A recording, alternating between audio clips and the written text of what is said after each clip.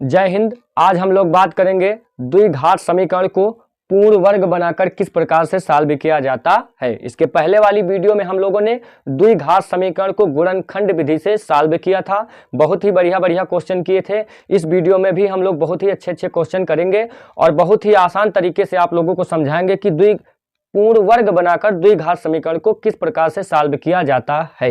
Video को बिल्कुल काटना पीटना नहीं है, लास्ट तक देखना है और वीडियो पसंद आए तब लाइक करना है, अन्यथा वीडियो को छोड़ देना है। और कॉपी पेन लेकर बैठ जाएंगे तो आप क्वेश्चनों को साथ साथ नोट भी कर सकते हैं।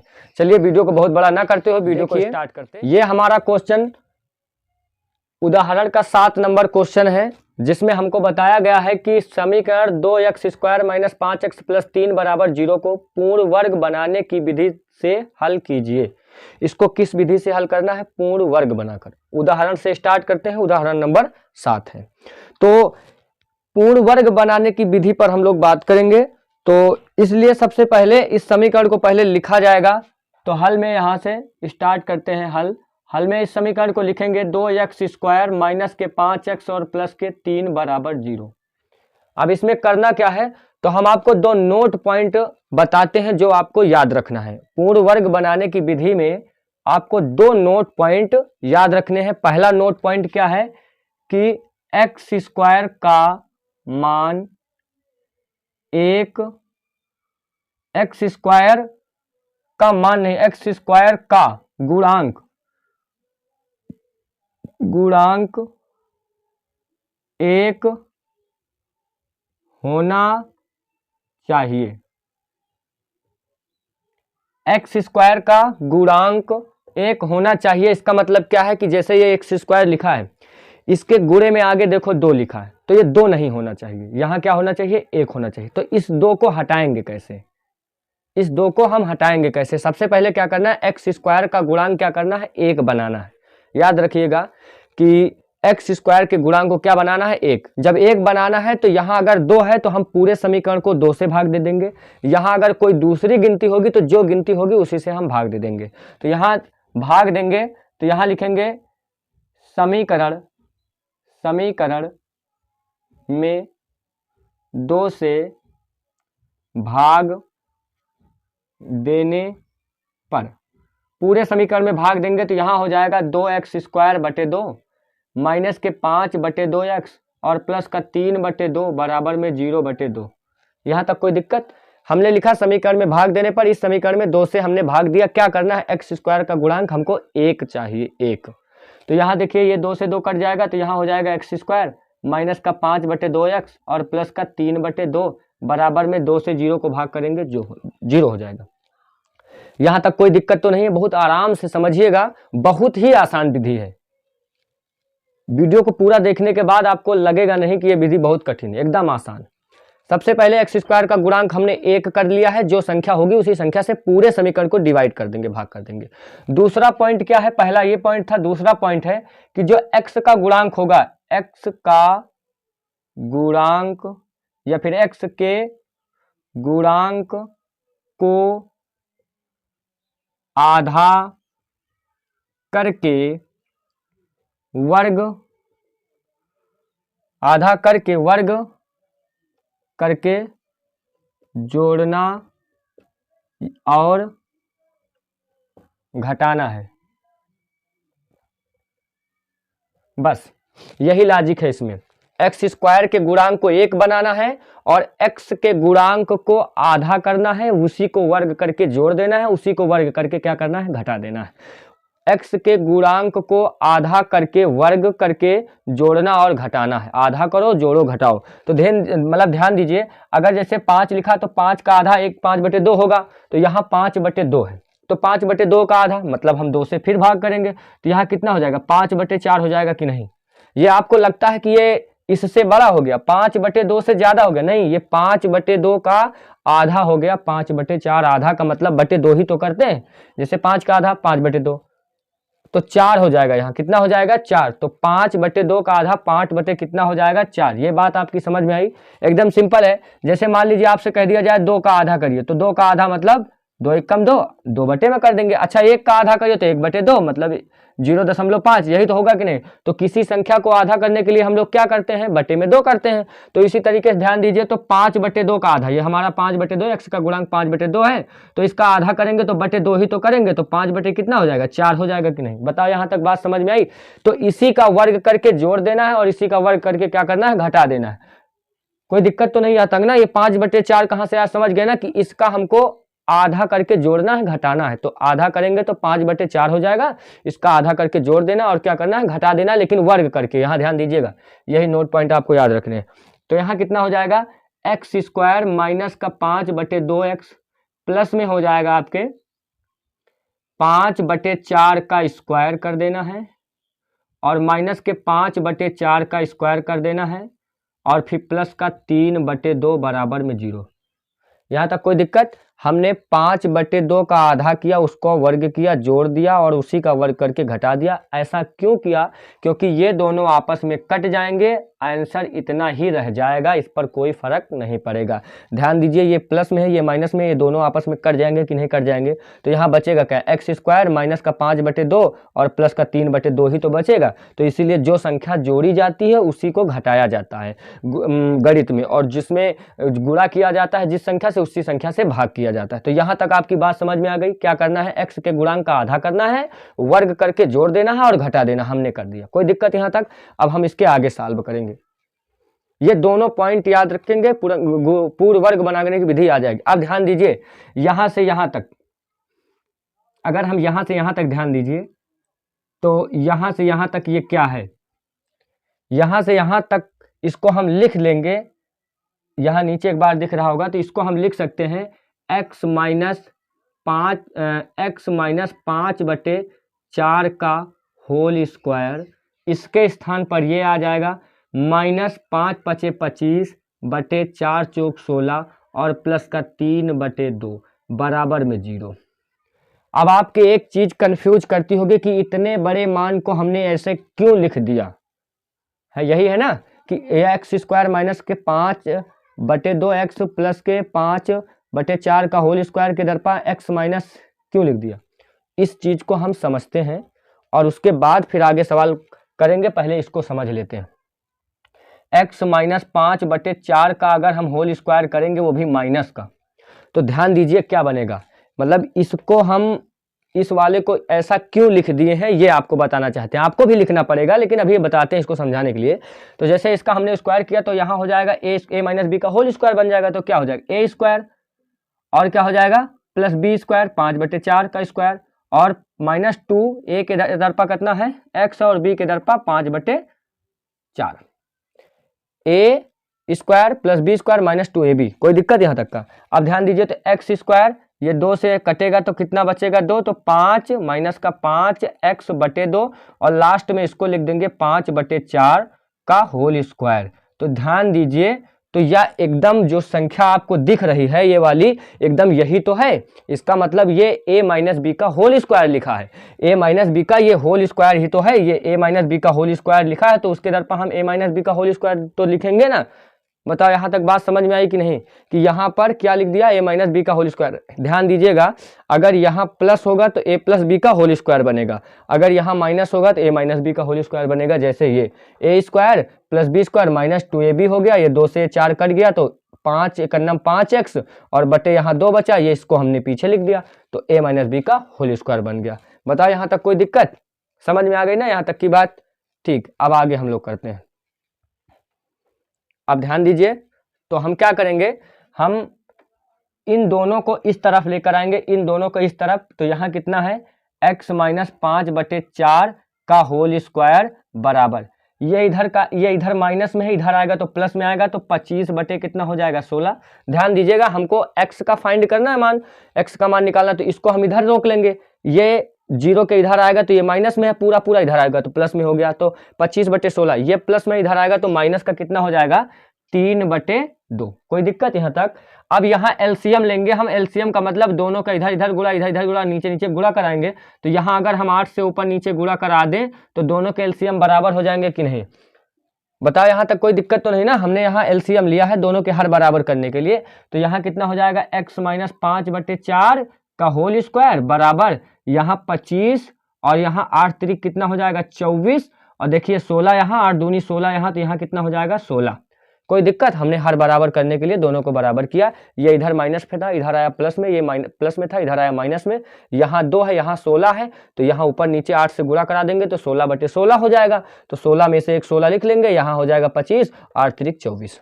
अब ध्यान दीजिए, तो x माइनस 5/4 का होल स्क्वायर बराबर 1 कितना हो जाएगा 16 हो जाएगा। कोई दिक्कत यहाँ तक? अब इसको थोड़ा सा आगे सॉल्व करेंगे तो स्क्वायर आएगा, इधर रूट बनेगा, तो x माइनस के 5/4 बराबर हो जाएगा अंडर रूट 1/16। कोई दिक्कत? अब ये अंडर रूट 16 बाहर निकलेगा तो किस में निकलेगा 4 बनेगा ना, तो x माइनस के 5/4 बराबर माइनस प्लस क्या निकलेगा 1/4। क्या ऐसा ही तो निकलेगा? या तो प्लस का निकलेगा या तो माइनस का निकलेगा, हो गया ना। तो अगर आप चाहें, हाँ प्लस माइनस का ही निकलेगा, कोई दिक्कत नहीं है। ये 1/16 मतलब एक तो रूट के बाहर निकलेगा 1 बनेगा, 16 निकलेगा तो प्लस माइनस का 4 बनेगा। अब इस माइनस के 5/4 को इस तरफ भेजेंगे तो प्लस में आ जाएगा, तो x बराबर 5/4, इधर माइनस में ना इधर प्लस में, इधर पहले से क्या था माइनस प्लस 1/4। बताओ कोई दिक्कत यहाँ तक? यहाँ हमने क्या किया, ये माइनस में था उधर गया तो प्लस में, ये इधर लिख दिया। अब यहाँ से x के 2 मान निकल के आएंगे, भाई गुणनखंड कर रहे हैं ना, गुणनखंड की तो विधि है पूर्ण वर्ग बनाकर। गुणनखंड का मतलब है x के कोई ना कोई मूल आएंगे, मान आएंगे, तो यहाँ भी तो x के 2 मान आएंगे। देखिए x बराबर 5 प्लस माइनस 1/4, दोनों के हर बराबर है, लिख लिया, ऊपर हो गया प्लस माइनस 4। अब यहाँ के 2 मान निकलेंगे, यहाँ अगर 2 मान निकालेंगे तो देखिए एक बार लिखेंगे, यहाँ आपको अगर दिख रहा होगा तो यहीं हम निकाले देते हैं। देखिए सबसे पहले x बराबर 5 प्लस 1/4 लिख लेते हैं, तो इसका जो आंसर आएगा 5 एक कितना हो जाएगा 6/4। अगर इसको हम डिवाइड करेंगे तो x बराबर कितना आ जाएगा, x बराबर आ जाएगा 2 तिहाई 6 और 2 दूनी 4, x का एक मान ये आ जाएगा। ठीक, अगर हम यहाँ प्लस का निशान लेंगे तो ये मान आ जाएगा। वैसे आप आंसर यहाँ भी छोड़ सकते हैं, कोई दिक्कत नहीं है, यहाँ 4 है बटे में, लेकिन अगर हम 2 मान निकला चाहें तो यहाँ एक बार प्लस ले लेंगे तो ये आंसर आ जाएगा। इसको डिवाइड करेंगे 2 से, ये आ जाएगा। अगर x बराबर 5 माइनस का 1/4 ले लेंगे तो यहाँ x बराबर 4/4 आ जाएगा, तो x बराबर कितना आ जाएगा 4 एकम 4 आ जाएगा। ये आपका क्या हो जाएगा, आंसर हो जाएगा। तो यहाँ ध्यान दीजिए, यहाँ x का मान 1 आ गया है, यहाँ x का मान कितना आ गया है 3/2। ये दोनों ही मूल इस समीकरण के हैं, इस समीकरण के, और ये किससे हमने सॉल्व किया है, पूर्ण वर्ग बना के सॉल्व किया है। अब आप लोग इसको नोट करिए और इसके बाद वाले क्वेश्चन को देखते हैं वो कैसे लगता है। हमारा 8वां नंबर उदाहरण है और बहुत ही ज़्यादा इंपॉर्टेंट है। इसको हम पूर्ण वर्ग बना के सॉल्व करेंगे। इसके पहले वाले क्वेश्चन में हमने थोड़ा सा बेसिक सीखा था, इस क्वेश्चन में हम थोड़ा सा एडवांस में बात करेंगे। वो चीज़ें नहीं लिखेंगे जो उस क्वेश्चन में, इससे पहले वाले क्वेश्चन में हम लोगों ने लिखा था। और देखिए ये क्वेश्चन बहुत ही आराम से आपसे लग जाएगा, तो साथ ही साथ नोट करते रहिएगा ताकि आप भूलें नहीं। देखिए हल में सबसे पहले ये क्वेश्चन यहाँ लिखेंगे, क्या है 5x² माइनस का 6x माइनस का 2 बराबर कितना 0। क्या करना है, पूर्ण वर्ग बनाना है। तो हमने पूर्ण वर्ग में 2 पॉइंट लिखाए थे इधर साइड में, याद करिए। तो पहले x² का गुणांक क्या करना है, 1 बनाना है।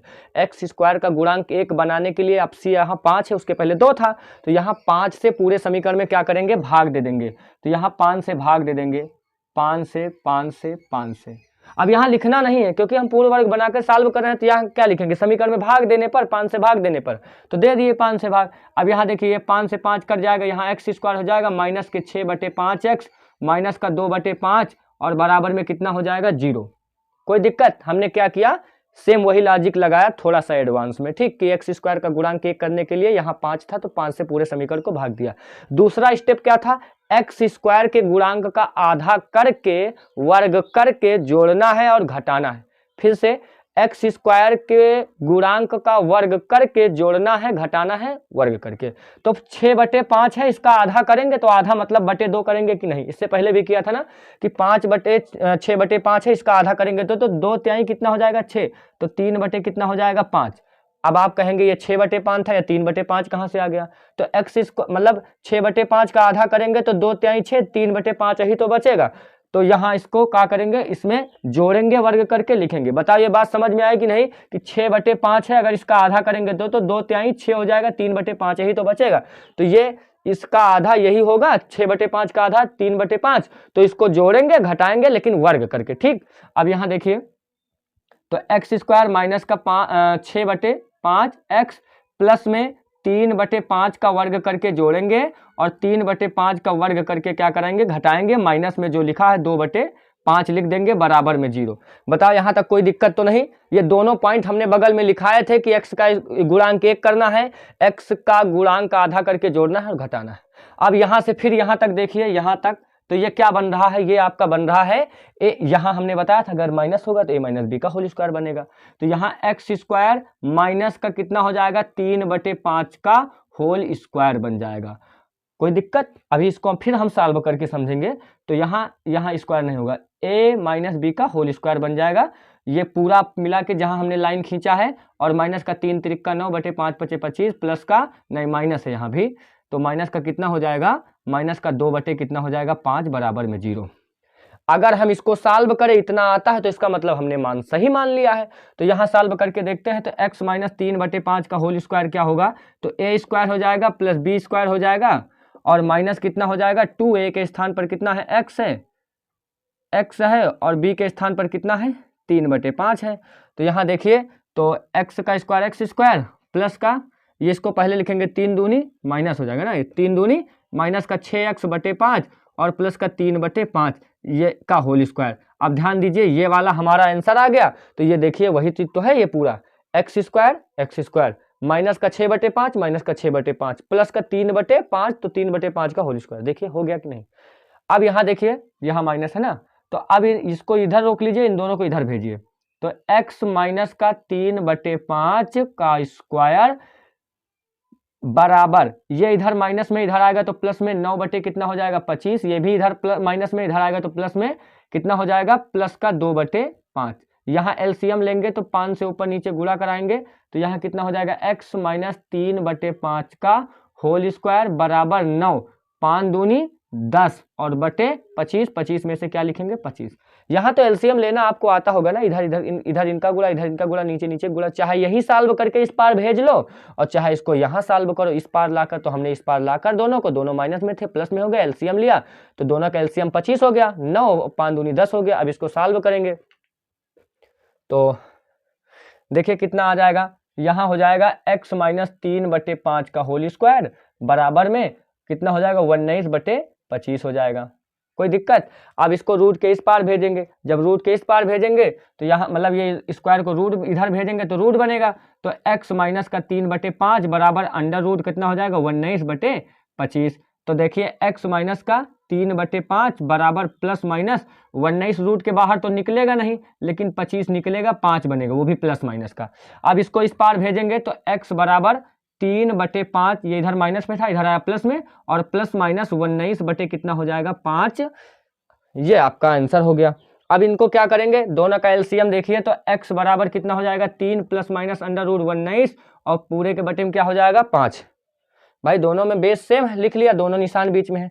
अब इसको केवल अलग अलग करके लिखना है। एक बार लिख लीजिए इसको, एक बार आप लिख लीजिए x बराबर 3 प्लस का 19/5, ये आपका पहला आंसर हो जाएगा। दूसरा x बराबर कितना हो जाएगा 3 माइनस का 19/5, ये आपका क्या हो जाएगा दूसरा आंसर हो जाएगा। देखिए कितना आराम से, इससे पहले वाले में हमने थोड़ा आराम से सीखा था, और इस वीडियो में मतलब इस सवाल को हमने क्या किया, बहुत ही आसान तरीके से लगा लिया। उम्मीद है कि क्वेश्चन आपकी समझ में आ गए होंगे कि पूर्ण वर्ग विधि किस प्रकार से लगाई जाती है। इस क्वेश्चन को नोट कर लीजिए। इसके बाद एक क्वेश्चन और देखते हैं। देखिए ये हमारा 9 नंबर उदाहरण है, और 9 नंबर उदाहरण में पूर्ण वर्ग बनाने की विधि से इस समीकरण का क्या ज्ञात करना है, मूल ज्ञात करने हैं। तरीका वही लगाना है हमको, और इसमें भी हम लोग कुछ ना कुछ ज़्यादा सीखने का प्रयास करेंगे। कोई अच्छी चीज़ जो इस क्वेश्चन में दी गई है, अभी दिख नहीं रहा, अभी लास्ट में दिखेगा। तो सबसे पहले क्या करेंगे, हम लोग इसको हल करेंगे। तो हल में लिखेंगे 4x² प्लस का 3x और प्लस का 5 बराबर 0। करना क्या है, सबसे पहला पॉइंट जो हमने लिखा था, आप ध्यान दीजिए, तो पहला पॉइंट क्या था, x² का गुणांक गुणांक 1 करना है। कोई दिक्कत? तो यहाँ क्या करेंगे, समीकरण में भाग देंगे 4 से। 4 है ना एक्स स्क्वायर का गुणांक, तो 4 से भाग दे देंगे। तो यहाँ 4 से 4 कटेगा एक्स स्क्वायर प्लस का 3/4x और प्लस का 5/4 बराबर में 0 हो जाएगा। दूसरा पॉइंट क्या था, एक्स के गुणांक का आधा करके वर्ग करके जोड़ना और घटाना है। यही तो हमने लिखा था, पहले एक्स स्क्वायर गुणांक का 1 करना है, फिर एक्स का गुणांक का आधा करके जोड़ना है, घटाना है। तो यहाँ देखिए एक्स स्क्वायर प्लस का 3/4x, इसका आधा हो जाएगा 3/8, एक्स नहीं लिखेंगे, 3/8 का स्क्वायर माइनस का 3/8 का स्क्वायर प्लस का 5/4 बराबर 0। ये इसका आधा करेंगे, इसका आधा करेंगे, 3/4 का आधा करेंगे तो आधा मतलब 2 ही तो करेंगे, बटे में 2 करेंगे कि नहीं, तो 4 दूनी कितना हो जाएगा, 3/8 हो जाएगा, आधा तो 8 हो गया ना। अभी आपको दिखता होगा कि ये बड़ी संख्या, भैया ये इसको भाग करके देख लीजिएगा, इसको भाग करके देख लीजिएगा, ये बड़ा है, ये छोटा है। जिस संख्या के नीचे जितनी बड़ी संख्या होती है वो उतना ही छोटी होती है ना। तो इसका आधा करने का मतलब हम 3/4 का आधा करेंगे तो 2 से गुणा भाग करेंगे तो 2 चौके 8, ऊपर हो गया 3, तो हो गया। अब यहाँ से यहाँ तक देखिए, तो ये आपसे हमने बताया था कि इसके जो आगे निशान होगा, अगर माइनस का होगा तो ए माइनस बी का होल स्क्वायर बनेगा, अगर प्लस का होगा तो ए प्लस बी का होल स्क्वायर बनेगा। तो यहाँ प्लस है तो ए प्लस बी का होल स्क्वायर क्या लिखेंगे, एक्स प्लस 3/8 का होल स्क्वायर, फिर माइनस का 3 त्रिक का 9 और 4 चौक 8 अठाई कितना हो जाएगा 64, और प्लस का 5 बटे कितना हो जाएगा 4 बराबर 0। हमने क्या किया, इसके स्थान पर a प्लस बी का होल रख दिया, और यहाँ 3 का स्क्वायर 9, 8 अठाई 64, और यहाँ 5/4, इन दोनों को इस पार लाएंगे। तो यहाँ देखिए, अगर आपको इसको सॉल्व करना है तो आप सॉल्व करके देख लीजिएगा, यही बनेगा। इससे पहले हमने सॉल्व करके बताया था कि इसका गुणांक कितना, मतलब इसको सॉल्व करेंगे इतना ही आएगा। तो यहाँ x प्लस का 3/8 स्क्वायर है तो स्क्वायर बराबर, इन दोनों को इधर लाएंगे तो 9 बटे कितना हो जाएगा 64 प्लस में, और ये आएगा इधर तो माइनस के 5 बटे कितना हो जाएगा 4 हो जाएगा। हो गया, इधर इसको लाए प्लस में हो गया, ये इधर आया माइनस में हो गया। अब इसको थोड़ा सा सॉल्व करेंगे तो x प्लस का 3/8 स्क्वायर बराबर 16 चौको 64, अगर ऊपर नीचे हम 16 से गुणा कराएंगे तो हर बराबर हो जाएंगे ना, 64 यहाँ है, 16 चौको 64 हो जाएगा। तो दोनों 64 में से एक लिख लेंगे, एलसीएम दोनों में से 64 है, और यहाँ हो जाएगा 9 माइनस का 16 पंचे 80 हो जाएगा। अब इसको अगर हम घटाएंगे तो x प्लस का 3/8 का स्क्वायर और बराबर में 71 बटे कितना बचेगा 64 बचेगा, लेकिन माइनस का बचेगा। तो यहाँ सीखने वाली बात क्या हो गई, यहाँ सीखने वाली बात ये हो गई कि यह मान 0 से छोटा है, और स्क्वायर आएगा तो इधर अंडर रूट बनेगा, स्क्वायर आएगा तो इधर क्या बनेगा अंडर रूट, मतलब ये मान क्या है 0 बड़ा है, ये मान छोटा है। तो आप लिखेंगे क्या कि चूंकि किसी संख्या का वर्ग माइनस में नहीं होता, आप यही लिख दीजिए कि ये वर्ग ही तो है भाई, ये इधर से आएगा रूट बनेगा कि नहीं बनेगा, तो माइनस में आएगा। इससे पहले माइनस में नहीं आया था, तो किसी भी संख्या का वर्ग माइनस में नहीं होता है। तो चूंकि किसी संख्या का वर्ग ऋणात्मक नहीं होता है, जब किसी संख्या का मान ऋणात्मक नहीं होता है तो उसके मूल निकालना संभव नहीं। ध्यान दीजिए, अगर इस संख्या के मान ऋणात्मक है, इस संख्या के मान क्या है ऋणात्मक है, तो इसका मतलब है कि ये जो समीकरण है इसके मूल संभव नहीं। ये संभव और असंभव ये क्या होता है, ये भी इसके बाद हम सवाल करेंगे तो बताएंगे। तो आप यहाँ लिख सकते हैं कि इसलिए x के मान वास्तविक नहीं है, वास्तविक नहीं है। इसका मतलब क्या है कि इसके आगे ये सॉल्व नहीं होगा है, इस समीकरण का कोई मूल संभव नहीं है, कोई वास्तविक मान नहीं है।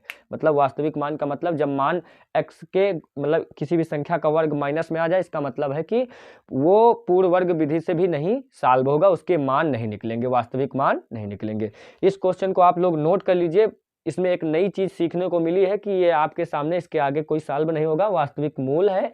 इसके बाद भी हम लोग बात करेंगे कि वास्तविक मूल क्या होते हैं, आभासी मूल क्या होते हैं और किन मूलों का गुणनखंड संभव है, किन मूलों का गुणनखंड संभव नहीं है, उस पर बात करेंगे।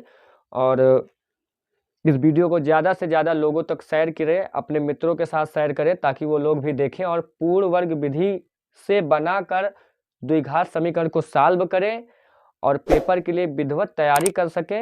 और वीडियो पसंद आए तो वीडियो को लाइक करें, चैनल पर हमारे नए हैं तो चैनल को सब्सक्राइब करें। मिलते हैं अपनी अगली वीडियो में, तब तक के लिए जय हिंद, वंदे मातरम दोस्तों।